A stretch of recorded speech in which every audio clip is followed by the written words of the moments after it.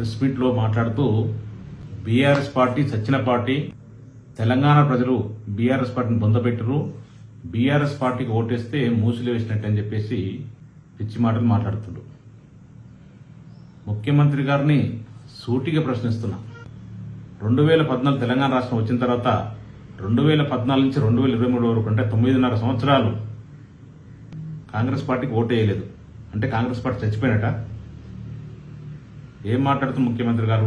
నీ హోదాని మర్చిపోయి ఇష్టానుసారం మాట్లాడుతున్నావు.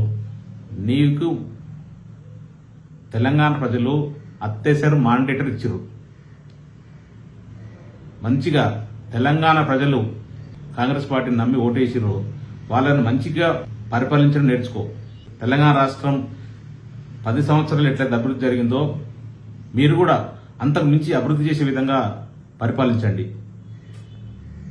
సంక్షేమం కూడా ప్రజలందరికీ అందే విధంగా పరిపాలించండి. అంతేగాని బీఆర్ఎస్ పార్టీ మీద పడి ఏడవటం తప్ప ఇంకా వేరే పనులే అంటుంది. నీకు నువ్వు గెలిచి 2 నెలలు కావాల్సింది. రాష్ట్రంలోనైనా సరే విదేశాలకు అయినా సరే ఎంతసేపు బీఆర్ఎస్ పార్టీని మీద ఏడవడం, బీఆర్ఎస్ పార్టీని బొందబెడతానడం, ఒన్నులో వెనుకొస్తున్నట్టుంది కదా బీఆర్ఎస్ పార్టీని చూస్తుంటే. నువ్వు నీ మాటలు బట్టి అర్థమవుతుంది. నీ తరం కాదు. గతంలో ఉద్యమ సమయంలోనే వైఎస్ రాజశేఖర రెడ్డి గారితో కాలేదు, మీ గురుగారంటి చంద్రబాబు నాయుడు గారు తనం కూడా కాలేదు. నువ్వెంత? నీ పదవి తుమ్మితే ఊసిపోయే ముక్కలాంటిది. ఎప్పుడు ఏ విషయం ఏం జరుగుతుందో తెలియదు. అది నీకు తెలుసు. అది అయినా సరే ఇది మీ పార్టీ అంతర్గత విషయం. కానీ మీకు అత్యవసర మ్యాండేట్ ఇచ్చిన తెలంగాణ ప్రజలు మంచి పరిపాలన చేయడం నేర్చుకో. అభివృద్ధిలో కానీ సంక్షేమంలో కానీ నెంబర్ 1 స్థానంగా ఎదిగే విధంగా నీకు చిన్న వయసులో ముఖ్యమంత్రి పదవి వచ్చింది. అందరికీ ఆదర్శవంతంగా పరిపాలించండి. ప్రతిపక్షం ఉన్నప్పుడు ఏం మాటలను చెల్లింది. కానీ నువ్వు ఇప్పుడు పాలకపక్షంలో ప్రజలందరినీ గౌరవించాల్సిన బాధ్యత నీకుంది. ప్రతిపక్ష పార్టీలను కూడా గౌరవించాల్సిన బాధ్యత నీకుంది.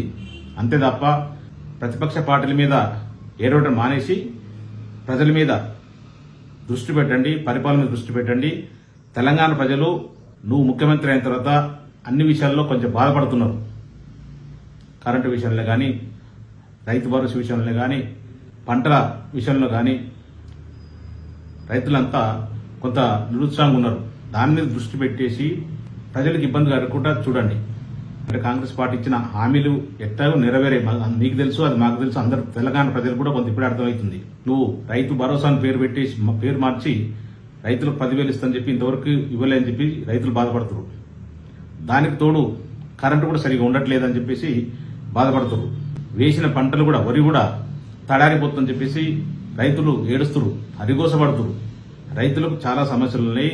రైతుల మీద కాన్సన్ట్రేషన్ పెట్టండి. రైతులకు ఇబ్బంది లేకుండా చూడండి దయచేసి.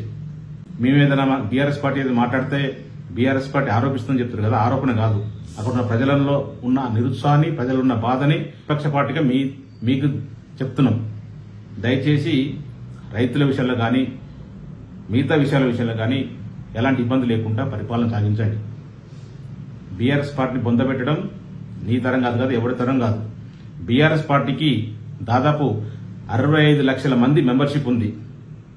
బహుశా నాకు తెలిసి భారతదేశంలో ఏ ప్రాంతీయ పార్టీకి అంత సభ్యత్వం లేకపోవచ్చు.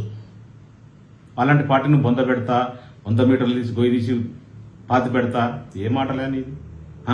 ప్రతిపక్షాలు అంటే ఏదో నడిచింది, ఇష్టానుసారంగా చిల్లర మాట్లాడితే నడిచింది. అధికారానికి వచ్చినా కూడా అదే మాటలు మాట్లాడితే ఎట్లా చెప్పు? ఇంకొకటి, అప్పుల పాలైంది. నువ్వు గతంలో 10 సంవత్సరాల్లో ప్రతిపక్షంలో అదేగా ఏడ్చింది. అప్పుల పాలైంది. అభివృద్ధి జరుగుతున్నప్పుడు ఖచ్చితంగా అప్పులు తెచ్చి అభివృద్ధి చేస్తారు. గతంలో నువ్వే చెప్పినావు కదా, ఏ రాజకీయ నాయకుడు జేబులోకి వెళ్ళి రూపాయి పెట్టి చేయడం చెప్పినావు కదా. మేము కూడా గత ముఖ్యమంత్రి కేసీఆర్ గారు కూడా అప్పులు తీసుకొచ్చి తెలంగాణ రాష్ట్రాన్ని అభివృద్ధిలో నెంబర్ 1, దేశంలో నెంబర్ 1 రాష్ట్రంగా తీర్చిదిద్దిండు. సంక్షేమంలో కూడా నెంబర్ 1 రాష్ట్రంగా తీర్చిదిద్దిండు. అది తెలంగాణ ప్రజలు కూడా తెలుసు. నువ్వు ఊరికే అమలు నోచుకొని హామీలను ఇచ్చేసి అధికారంలోకి వచ్చినావు. సరే, అధికారం వచ్చింది, అయిపోయింది. 5 సంవత్సరాల దాకా నీకు కాంగ్రెస్ పార్టీకి మ్యాండేట్ ఇచ్చారు. మంచిగా పరిపాలన చేయి. ఫస్ట్ ముఖ్యంగా తెలంగాణ రైతులను కాపాడండి. మీ మీద ఎంతో నమ్మకంతో కాంగ్రెస్ పార్టీకి ఓటేసారు. మీ చిల్లర మాటలు పెడుతూ టైంపాస్ చేస్తూ ప్రజలను మర్చిపోకండి. అప్పుల విషయానికి వస్తే భారతదేశంలో అప్పులు చేసిన రాష్ట్రాలలో కింది నుంచి 4వ రాష్ట్రంగా ఉంది. ఎఫ్ఆర్బిఎన్ పరిమితికి లోబడే అప్పులు చేసింది. అప్పులు చేసిన ప్రతి పైసా కూడా అభివృద్ధికి సంక్షేమానికి పెట్టింది. మా కేటీ రామారావు గారు అనుకోండి, మా మాజీ మంత్రులు అనుకోండి, మీకు క్లియర్గా అసెంబ్లీలో చెప్పడం జరిగింది. అప్పులు తెచ్చిన విషయంలో కానీ, అభివృద్ధి విషయంలో కానీ, సంక్షేమ విషయంలో ఎక్కడన్నా అవినీతి జరిగినట్టుంటే ఎంక్వైరీ కమిటీ వేసేసి శిక్షించండి అని చెప్పిండు. ఇంకా అంతకన్నా ఏం కావాలి? ఊకే పదే పదే అవినీతి అవినీతి అని చెప్పేసి, అప్పులు అని చెప్పేసి టైంపాస్ చేస్తూ పబ్బం గడపడం మానేయండి. ఇప్పటికైనా నువ్వు చేసింది ఏంది చెప్పు. నువ్వు వచ్చి 2 నెలలు కూడా సరిగ్గా కాలేదు. దాదాపు 4,500 కోట్ల రూపాయలు అప్పు తీసుకొచ్చినావు.